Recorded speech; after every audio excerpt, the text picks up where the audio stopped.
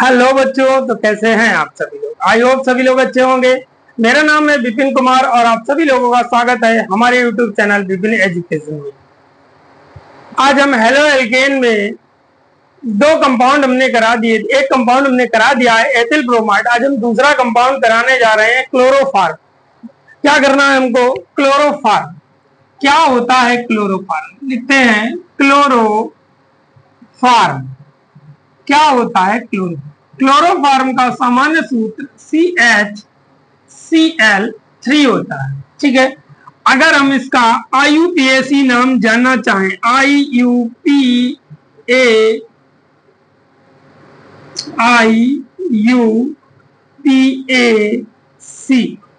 नाम क्या होता है? यहाँ पर हमारे पास 3 क्लोरीन है। 3 को लिखते हैं ट्राई और Cl को लिखते हैं क्लोरो। तो ये हो गया हमारे पास ट्राई क्लोरो। और कार्बन का एक अणु है तो उसमें मेथ लिखते हैं और सिंगल बॉन्ड का जब मेथ में एन जोड़ते हैं तो हमारा क्या हो जाता है? मेथेन। मतलब IUPAC नाम हमारा बनता है ट्राई क्लोरो मेथेन। ठीक है। अब बनाने की विधियों में सबसे पहले विधि आती है इसमें प्रयोगशाला विधि। प्रयोगशाला विधि। बच्चों, प्रयोगशाला में ये 2 प्रकार से बनाया जाता है ना। तो लिख देंगे कि प्रयोगशाला में यह 2 प्रकार से बनाया जाता है। कितने प्रकार से बच्चों? 2 प्रकार से बनाया जाता है। ठीक है। पहला जानते हैं कौन सा होता है? पहला होता है हमारा एथिल एल्कोहल द्वारा।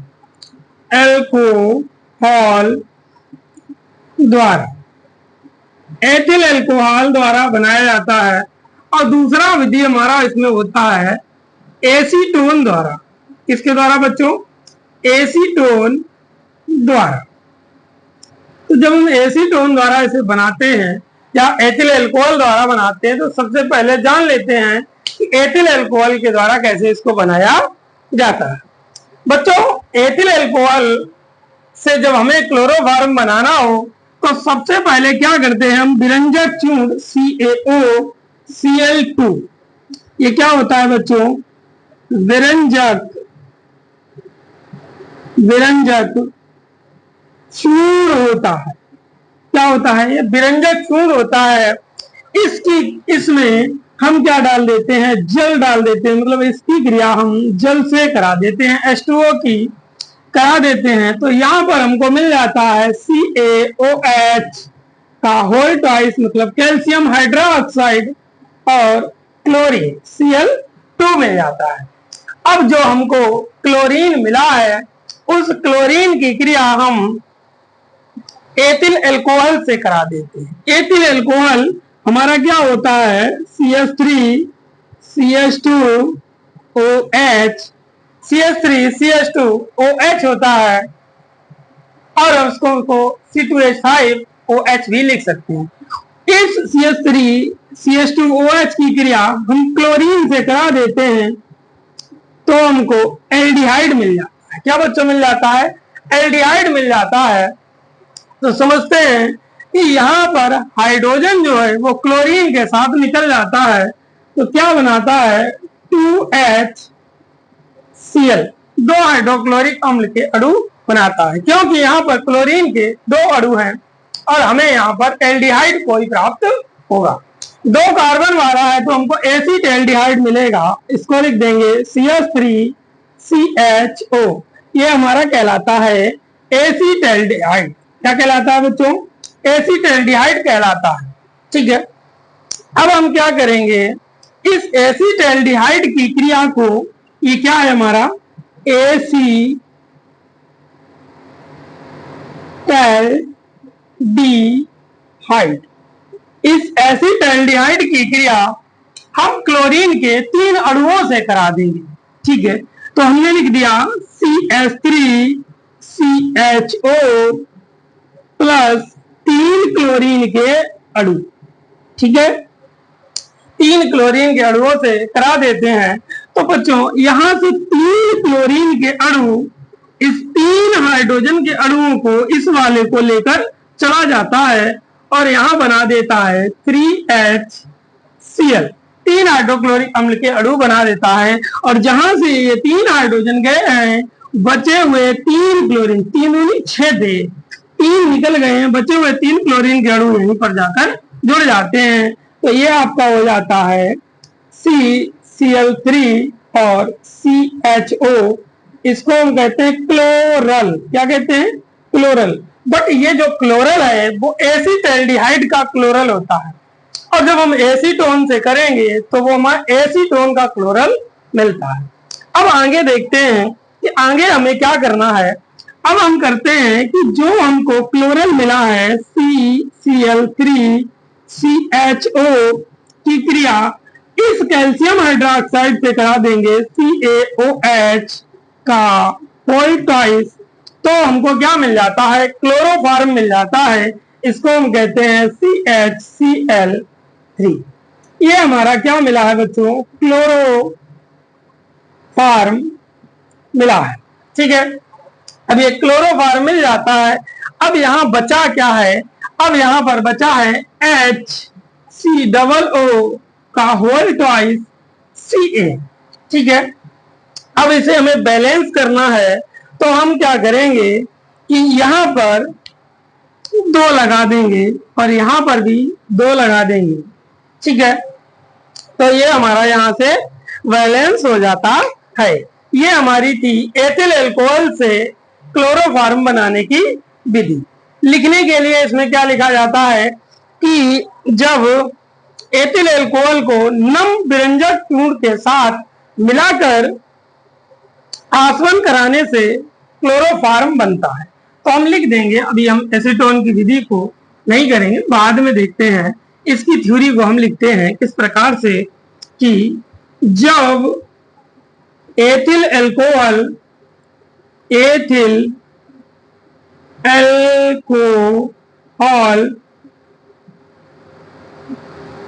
की क्रिया नम विरंजक चूर्ण से कराते हैं तो क्लोरोफॉर्म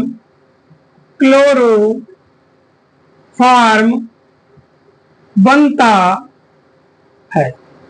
ठीक है बच्चों, तो क्लोरोफॉर्म बनता है, इसे नोट करें। तो इसकी दूसरी विधि कराते हैं एसीटोन के द्वारा, किस प्रकार से क्लोरोफॉर्म बनता है।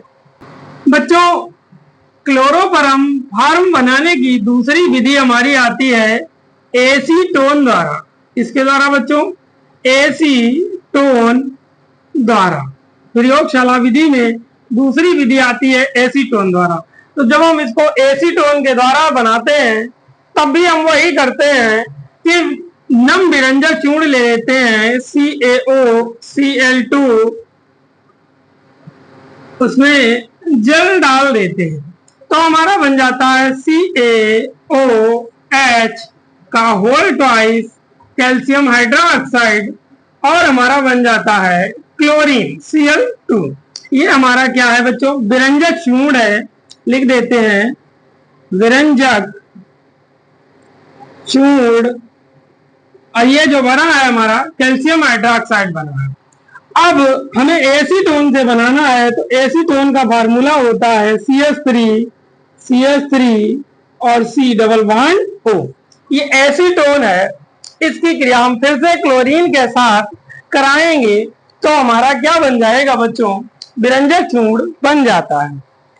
अब हम क्या करते हैं कि इसकी क्रिया जो है डायरेक्ट हम 3 क्लोरीन के अणुओं से करा देते हैं। फिर से इसमें वही होगा कि यहाँ से 3 क्लोरीन के अणु निकलेंगे, इन दोनों में से किसी एक हाइड्रोजन को हटाकर उनके स्थान पर आ जाएगा। तो जहां पर वो 3 क्लोरीन के अणु आएंगे वहीं से 3 हाइड्रोजन के अणु निकलेंगे, बचे हुए 3 क्लोरीन अणुओं के साथ जुड़ जाता है, तो हमारा बना देता है 3HCl। अब मान लो हमने यहां से वो हाइड्रोजन हटाए हैं, तो ये हो जाएगा Cl3 और CH3 C double bond O, ये हमारा क्लोरल बन जाता है। ठीक है, क्लोरल, ये एसीटोन का क्लोरल होता है बच्चों। ठीक है, अब इस क्लोरल की क्रिया हम किससे करा देते हैं, जो हमको क्लोरल मिला है Cl3 C double bond O और CH3, इसकी क्रिया हम इस कैल्शियम हाइड्रोक्साइड से करा देते हैं CaOH का होल ट्वाइस, तो हमें क्लोरोफॉर्म मिल जाता है। क्लोरोफॉर्म होता है CHCl3। अब हमारे पास जो बचता है वो CH3 डबल O का होल ट्वाइस और Ca मिल जाता है। अब समस्या कहां पर आती है कि इसको बैलेंस करना है। बैलेंस करने के लिए भी वही सब कुछ करना है कि हमको 2 यहां पर लगाना है और 2 यहां पर लगाना है, तो यहां भी क्लोरीन के अणु 6 हैं और यहाँ भी 6 हो जाते थे। अब क्रिया हमारी संतुलित हो जाती। इसमें भी हमको वही सारा कुछ लिखना है कि एसीटोन की क्रिया नम विरंजक चूर्ण से कराने पर क्या मिलता है, हमको क्लोरोफॉर्म मिलता है। ये हमारा क्या है, क्लोरोफॉर्म।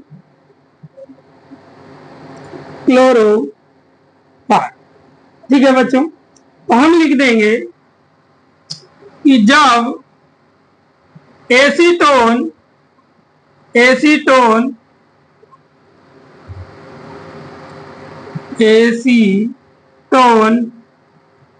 नम विरंजक चूर्ण के साथ, नम विरंजक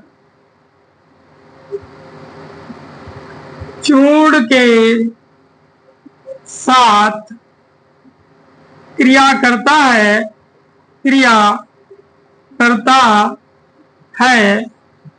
तो क्लोरोफॉर्म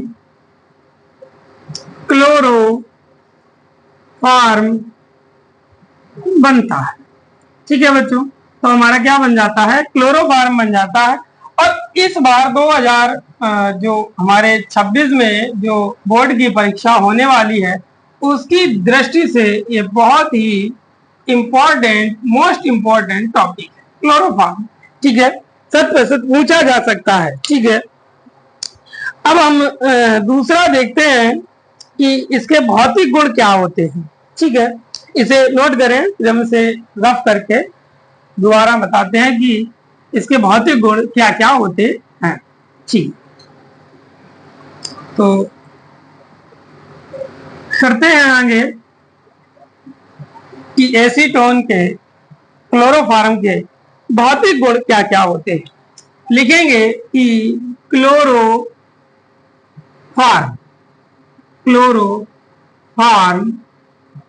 के भौतिक गुण क्या क्या होते हैं। पहला भौतिक गुण क्या होता है, ठीक है, पहला भौतिक गुण कहता है कि यह एक रंगहीन मीठी गंध वाला ज्वलनशील द्रव है। ये कैसा है, यह एक रंगहीन, मतलब इसमें कोई रंग नहीं होता है, रंगहीन मीठी गंध वाला। अगर हम इसकी गंध को देखें, मीठी गंध होती है, मीठी गंध वाला ज्वलनशील। कैसा है बच्चों, ज्वलनशील है, मतलब ये जल जाता है, तेजी से आग पकड़ लेता है, ज्वलनशील द्रव है। ठीक है, पहला पॉइंट हमारा हो जाता है कि यह एक रंगहीन मीठी गंध वाला ज्वलनशील द्रव है। दूसरा पॉइंट है कि इसका क्वथनांक 61 डिग्री सेल्सियस होता है। दूसरा पॉइंट है कि इसका क्वथनांक 61 डिग्री सेल्सियस होता है। कितना होता है बच्चों, इसका क्वथनांक 61 डिग्री सेल्सियस होता है, 61 डिग्री सेल्सियस होता है। अब बच्चों एक बात आपको मोस्ट रूप से पता होनी चाहिए कि अगर क्लोरोफॉर्म हमारा एक कार्बनिक यौगिक है, तो यह क्या होगा, यह जल में अविलेय होता है, अविलेय होता है। ठीक है, अगर जल में अविलेय है तो कार्बनिक यौगिकों में विलेय होता है। हर कार्बनिक यौगिक जो जल में अविलेय होता है वो कार्बनिक यौगिकों में विलेय होता है, मतलब जल में अविलेय होता है। परंतु कार्बनिक यौगिकों में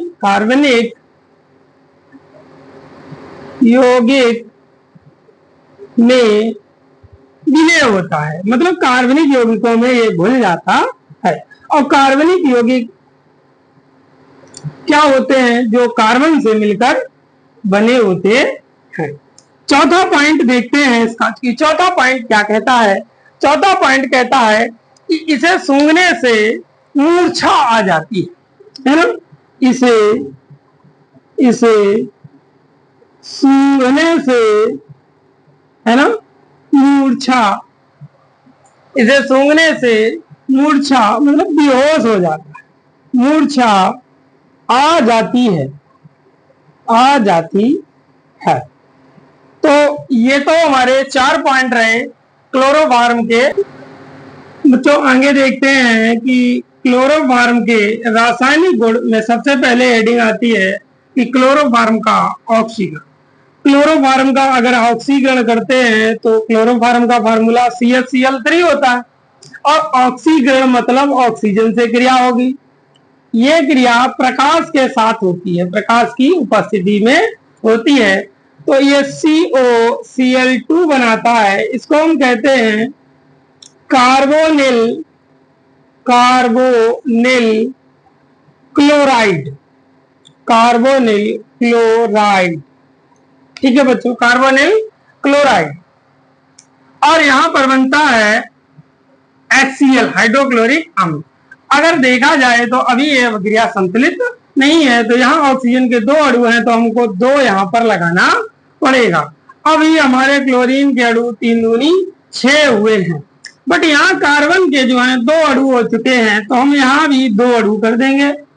ठीक है, बट यहाँ देखें क्लोरीन को 3 दूनी 6 हो गए हैं, और यहाँ क्लोरीन के 2 दूनी 4 हैं, तो हम यहाँ पर 2 लगाकर इस अभिक्रिया को संतुलित कर देते हैं। अब कार्बोनिल क्लोराइड एक विषैला पदार्थ होता है। विषैला पदार्थ होने की वजह से इसमें एक मोस्ट इंपॉर्टेंट क्वेश्चन निकल के आता है कि क्लोरोफॉर्म को गहरे रंग की बोतल में क्यों रखा जाता है। अगर हम इसे गहरे रंग की बोतल में नहीं रखेंगे तो इसमें प्रकाश चला जाएगा, और प्रकाश अगर चला जाता है तो कार्बोनिल क्लोराइड नामक एक विषैला पदार्थ बनाता है। इसीलिए क्लोरोफॉर्म को एक रंगीन बोतल में रखा जाता है, जो कलर्ड बोतल है। ज्यादातर मोस्टली हरे रंग की बोतल में इसको रखा जाता है। ठीक है, तो इसके बारे में अगर हम लिखना चाहें तो हम क्या लिखेंगे? लिख देंगे कि जब क्लोरोफॉर्म का ऑक्सीकरण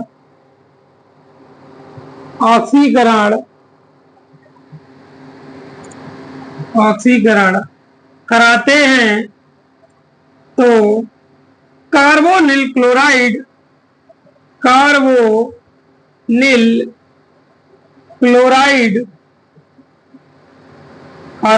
क्लोराइड नामक विषैला पदार्थ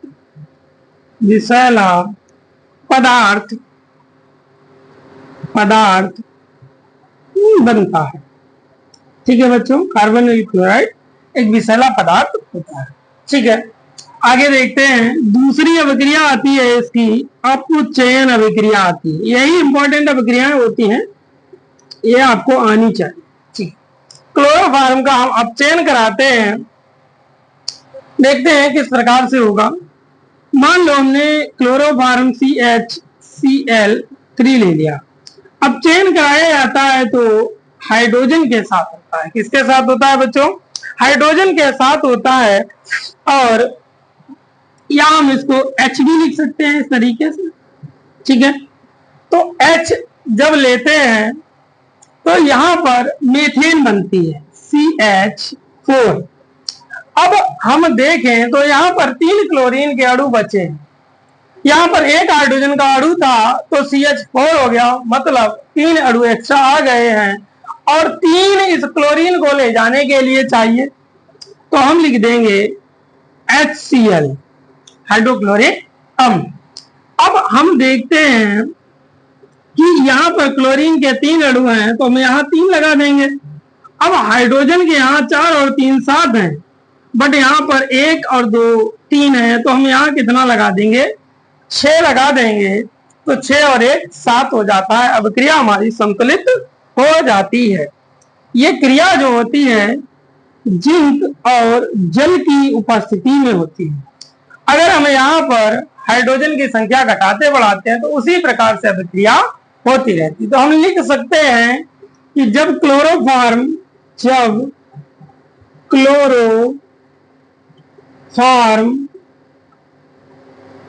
का अपचयन जिंक और जल की उपस्थिति में कराते हैं, जिंक प्लस जल की उपस्थिति में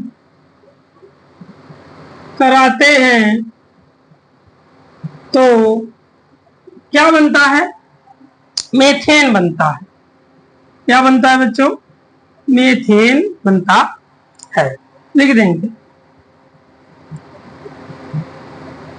इसे नोट करें, नोट करते चलें। लिखने और समझने के साथ साथ नोट करना बहुत ही आवश्यक है। नोट करते चलें। फिर अगली अभिक्रिया कराते हैं इसकी, क्षारीय जल अपघटन।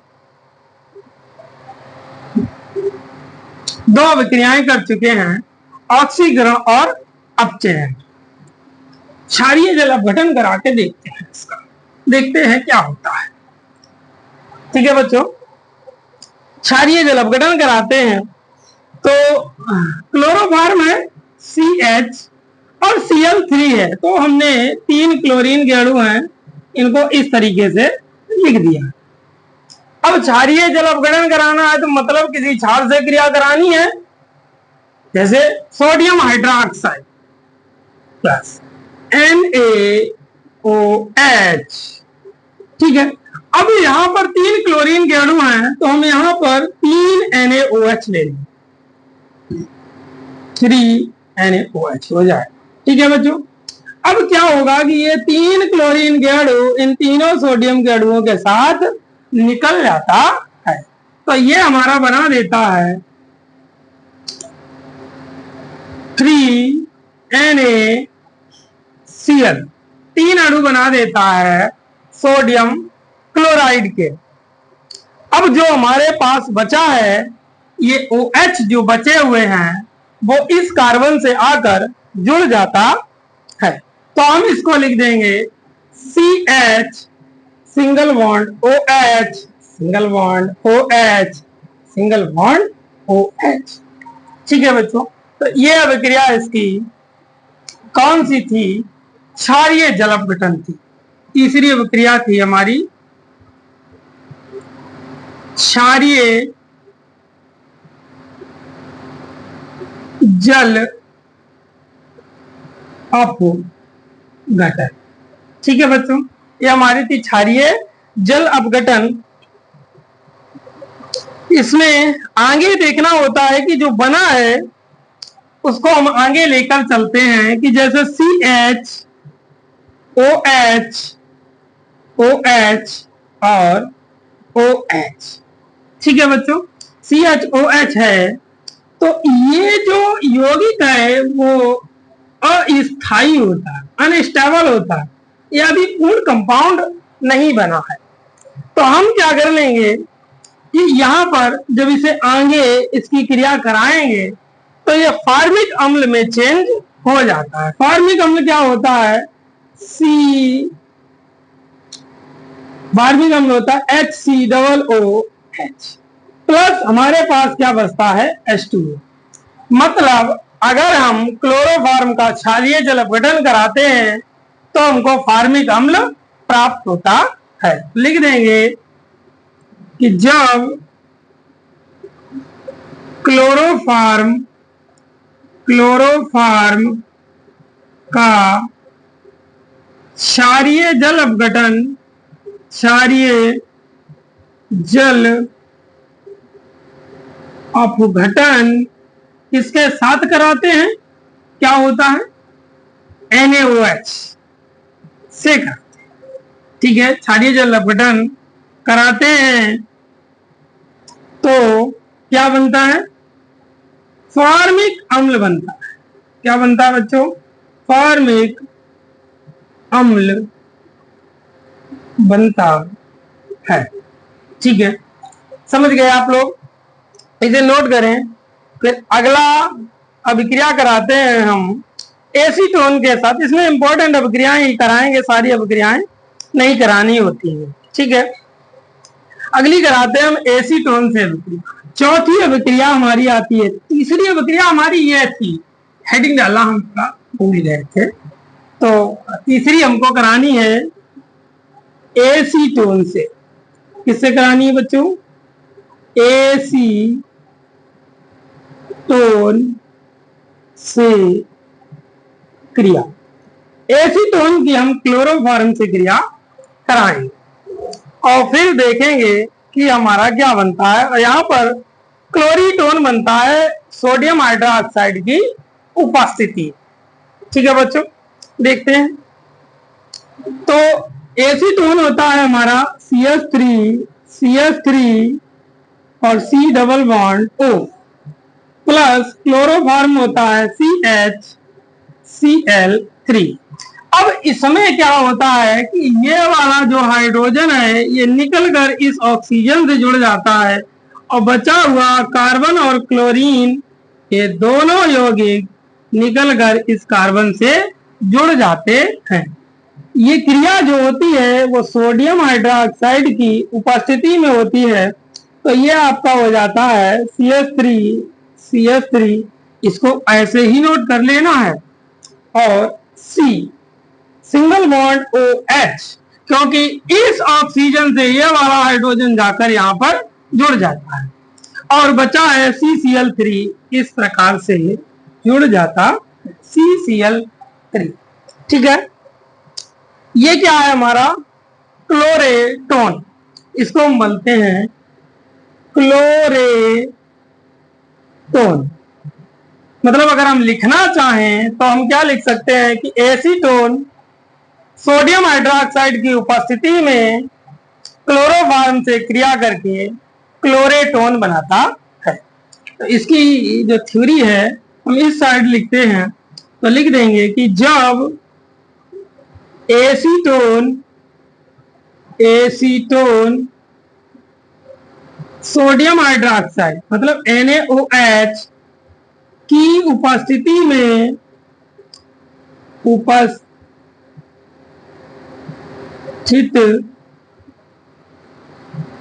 उपस्थिति में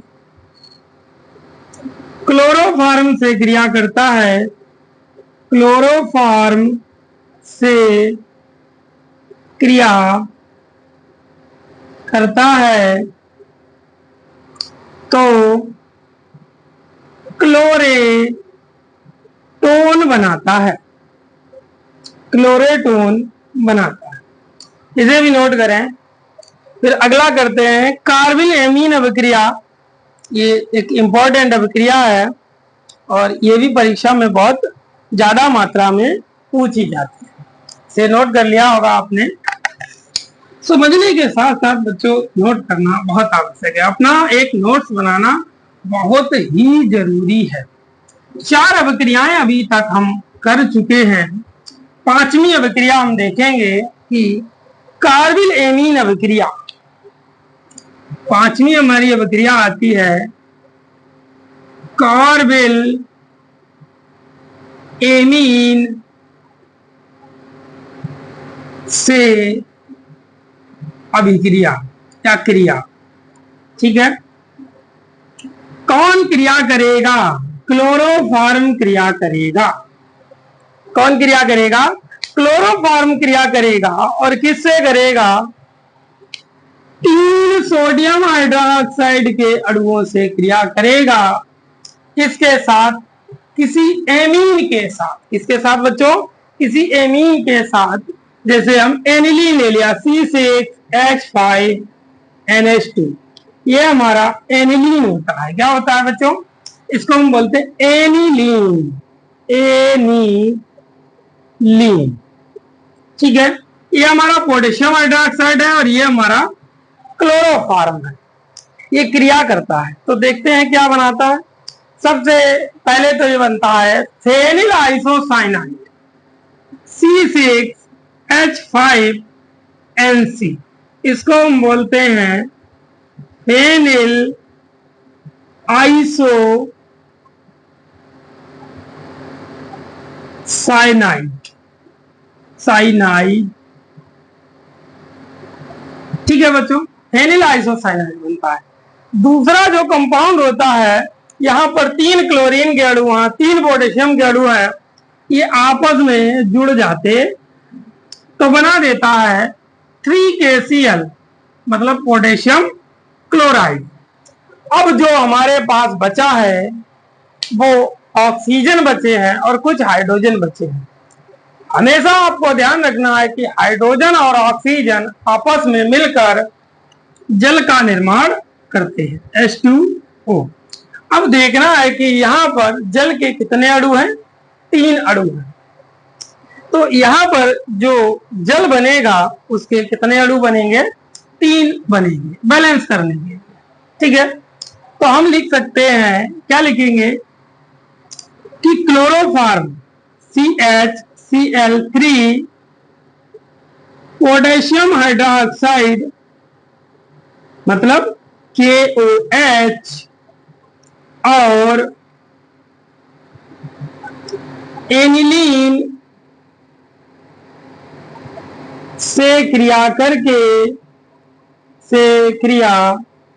करके फेनिल आइसोसाइनाइड बनाता है। फेनिल आइसोसाइनाइड बनाता है। क्लोरोफॉर्म के रासायनिक गुण में यह भी एक इंपॉर्टेंट अभिक्रिया है। अब एक हमारी अभिक्रिया और लास्ट बचती है, राइमर-टिमेन अभिक्रिया। राइमर-टिमेन अभिक्रिया देखते हैं, कर लेते हैं। छठी अभिक्रिया हमारी आती है राइमर-टिमेन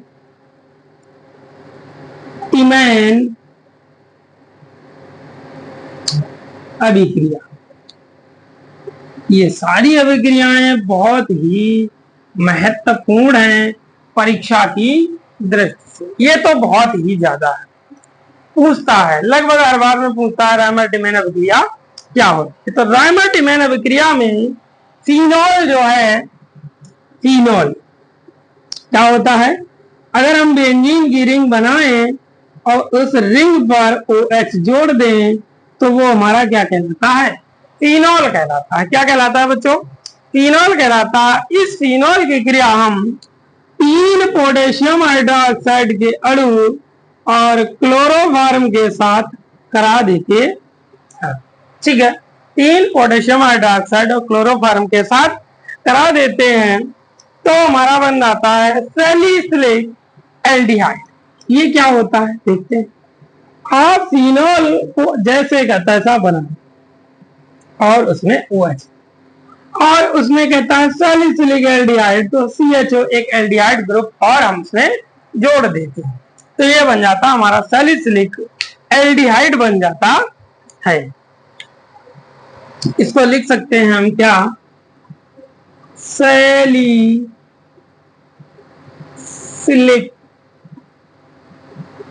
एल्डिहाइड, सैलिसिलिक एल्डिहाइड बन जाता है।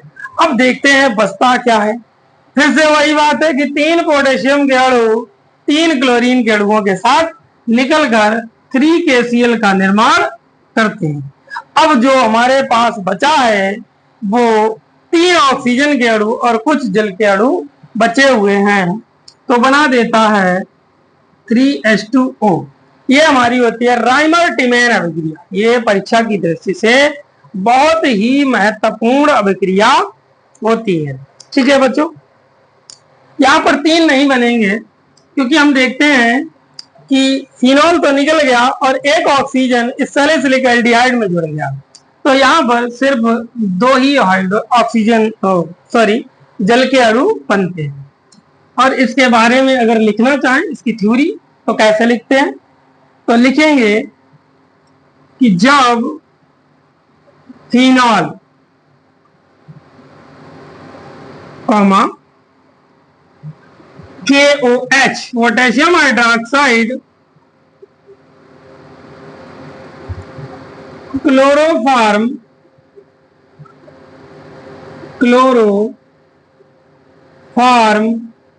से क्रिया करते हैं तो सैलिसिलिक एल्डिहाइड बनता है। सैलिसिलिक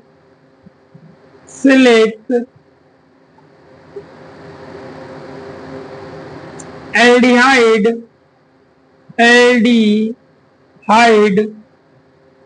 बनता है। ठीक है, इसे नोट करें। फिर इसका लास्ट टॉपिक क्लोरोफॉर्म का करते हैं कि क्लोरोफॉर्म का उपयोग कहां कहां किया जाता है। ठीक है, हटाते हैं इसको, लास्ट टॉपिक करना है हमको क्लोरोफॉर्म के उपयोग।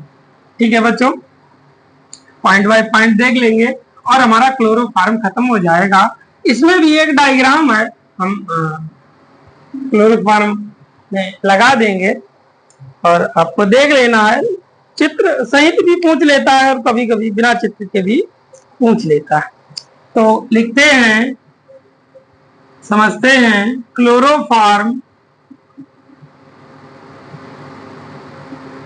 के उपयोग, कहां कहां पर हम इसका उपयोग कर सकते हैं।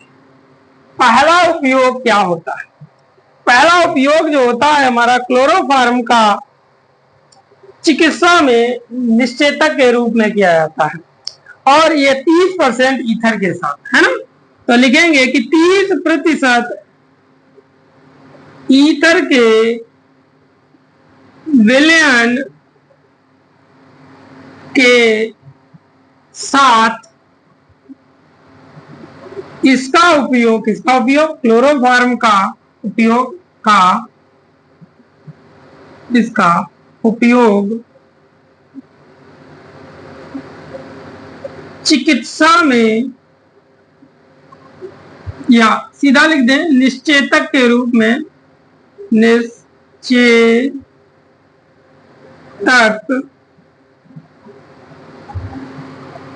के रूप में किया जाता है।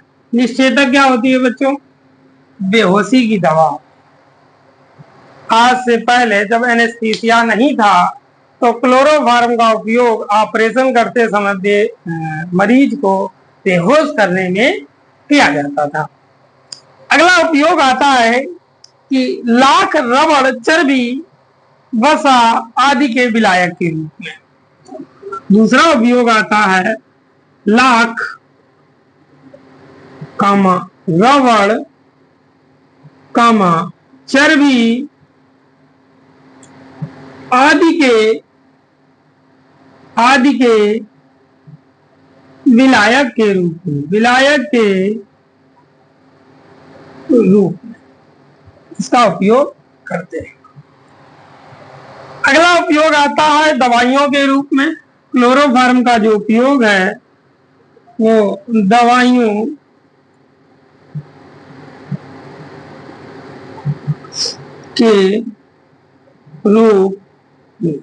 दवाइयों के रूप में भी इसका उपयोग किया जाता है।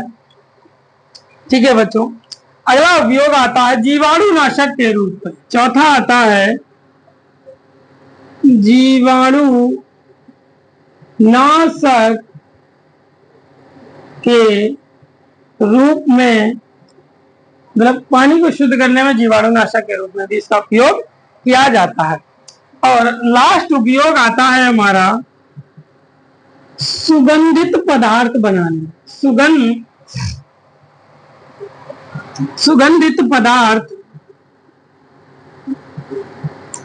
बनाने में इसका उपयोग किया जाता है। तो ये यहाँ पर हेलो एल्केन का एक कंपाउंड था क्लोरोफॉर्म, यहाँ पर जाकर फिनिश हो जाता है, खत्म हो जाता है।